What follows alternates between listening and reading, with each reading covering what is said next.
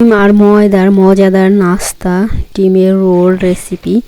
আসসালামু আলাইকুম ফ্রেন্ড, সবাই কেমন আছেন? আশা করি আল্লাহর রহমতে সবাই ভালো আছেন। আমি আলহামদুলিল্লাহ অনেক ভালো আছি।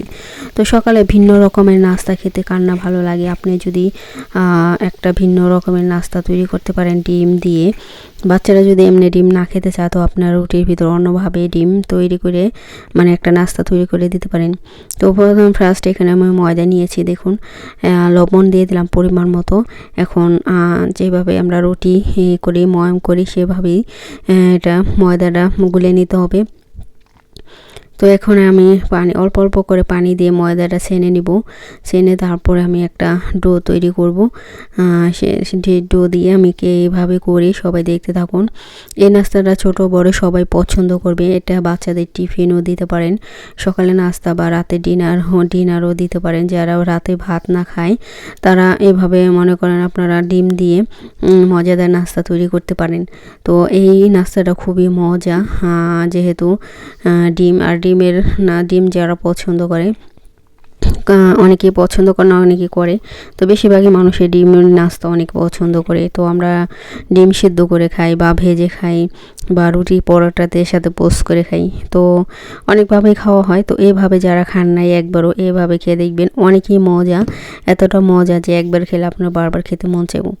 তো ময়দাটা প্রথমে আমি করে নিতাম একটু শক্ত করেই, নরম যাতে না হয়, একটু শক্ত করে এটা ডোটা তৈরি করতে হবে। নরম হলে এটা হবে না, মানে লেগে যাবে, সেই জন্য একবার অতিরিক্ত শক্ত না আবার একবার নরম, তো মিডিয়ামই।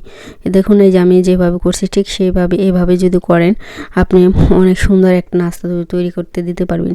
তো বাচ্চারা তো স্কুলে যায়, বাইরে তো অনেক খাবার কিনে খায় অনেকেই, তো বাইরের খাবার স্বাস্থ্যের জন্য তেমন ভালো না।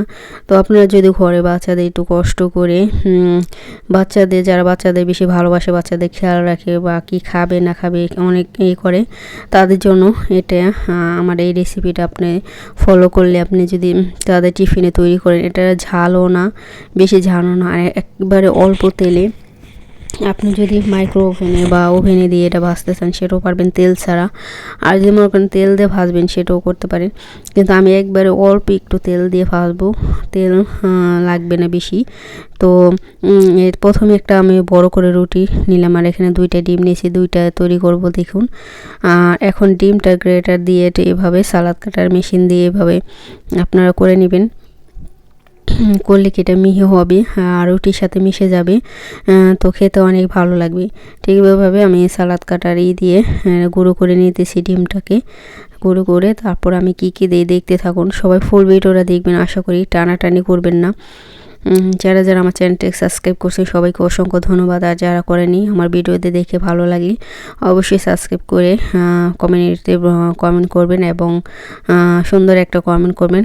কমেন্ট বক্সে অন্য কোনো কথা লিখবেন না যে যাতে আপনার আমার দুজনের ক্ষতি হয়, সেজন্য সবাই যারা বন্ধু করবেন নতুন একটু খেয়াল করে করবেন, তাহলেতে হবে। তো এই যে দেখুন আমি ডিমটা একবারে, তো এখানে আমি একটু লবণ দিয়ে দেবো, বিট লবণ একটু, মানে এটার ভিতর আপনারা অন্য যদি ঝাল খেতে চান, যেহেতু বাচ্চারা ঝাল খায় না বা আমরাও ঝাল খাই না, এখানে কোনো ঝালমাল দেবো না। তো আপনারা যদি মন চায় ঝাল দিতে পারেন, এখানে পেঁয়াজ কাঁচামরিচ দিতে পারেন, তো আমি ওগুলো কিছুই দেবো না, তো শুধু ডিম দিয়ে তৈরি করব। তো এখানে আমি একটু লবণ, হালকা বিট লবণ দিয়ে দিলাম যে একটু টেস্টটা ভালো আসে সেজন্য।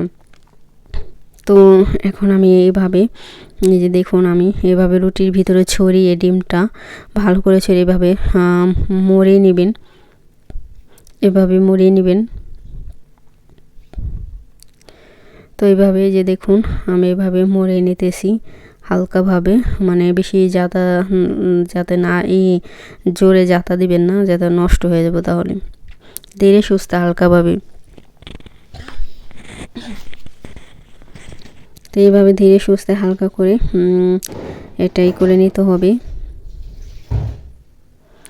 এভাবে ভাজ করে তারপরে আমি এখন এটা আমি কেটে নিব। আমি ছুরিটা আনতে গেছি ক্যামেরা অন করে, মনে ছিল না ক্যামেরা বন্ধ করতে, তো চালুই ছিল সেই জন্য আর কি। তো যাই হোক সবাই ফুল ভিডিওটা দেখবেন। তো এখনই আমি ছুরিটা এনে এটা কাটবো, এটার আমি টুকরো করব। তো যেহেতু এটা অনেক বড় হয়ে গেছে রুটি, তো আপনার ইচ্ছা করে ছোটো ছোটো রুটি বেলে তারপরে ডিম ভিতরে দিয়ে এমনিও ভাজতে পারেন। তো আমি এটারে একটু করে যাতে বের হয়ে না যায়, দুই সাইডে একটু ভাজ করে দিলাম, ডিমটা যাতে বের হয়ে না যায় সেজন্য। তো এখন আমি কেটে নিলাম, 3 পিস করবো এটারে। এটাও তো এইভাবে মুখটা চুপিয়ে দেবেন যাতে ডিমটা দুই সাইড থেকে বের না হয়ে আসে, যেহেতু এটা করা ডিম মিক্স করা। তো এই যে দেখুন এইভাবে একটু জাতা দিলে লেগে যাবে, যেহেতু এটা ময়দা একটু নরম থাকে সেহেতু। তো এই যে দেখুন ভিতরে ডিম ভরা। তো এইটাই হয়ে গেল নাস্তা। তো এইভাবে আমি আরেকটা করে নিব তো আপনাদের সাথে দেখিয়ে। তো এভাবে একটা প্লেটে রেখে দেবেন, নিচে একটু ময়দা ছিটিয়ে দেবেন যাতে লেগে না যায়। তো এইভাবে আপনি ভেজে, এটা বেশি না অল্প তেলে ভাজা যায়, এটা বেশি লাগে না। আর আপনারা যদি মনে করেন মাইক্রো ওভেনে দেখাবেন তেল ছাড়া, সেটাও করতে পারেন।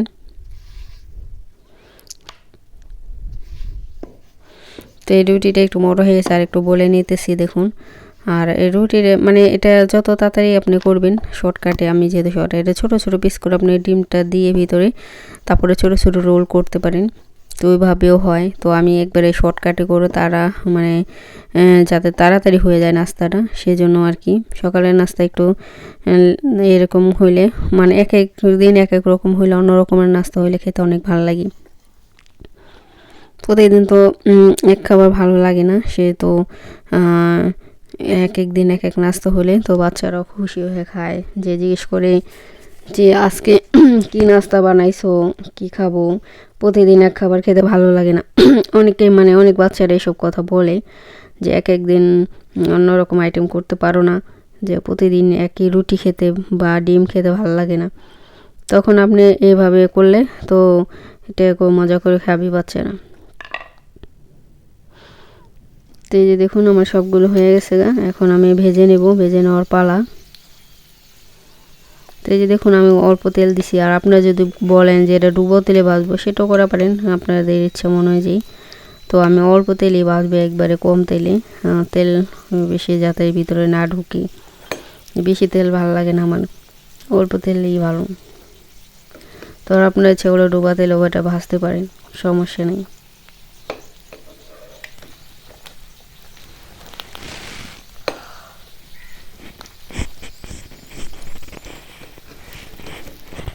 তো এই দেখুন আমি ধীরে সুস্থে একবারে ভাজতেছি, যাতে একবার ভিতরে সব জায়গায় সিদ্ধ হয়ে যায়, কোনো জায়গায় কাঁচা না থাকে।